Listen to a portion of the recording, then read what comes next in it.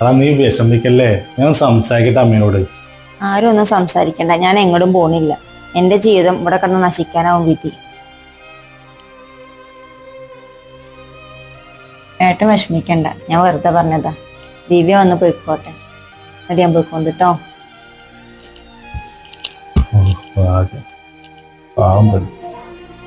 ആ മോള് വന്നോ? ദിവ്യ വന്നോ? ഓ എന്തൊക്കെ ഉണ്ട് എന്നിട്ട്? അവിടെ നിന്ന ഏട്ടത്തി കയറി വാ. അല്ലാ എനിക്ക് വേണ്ടി വറ്റാനോ? നല്ല സുഖാനോ? അല്ല ഏട്ടൻ വന്നില്ലേ? ഓ ഏട്ടനൊക്കെ ഒരു കഥയാണ്. എന്നിട്ട് എന്തൊക്കെ ഉണ്ടാവും വിശേഷം? അതാ ഇതാരും കൂടി നിക്കുന്നത്. ആന്റിന്റെ മോള് വന്നു.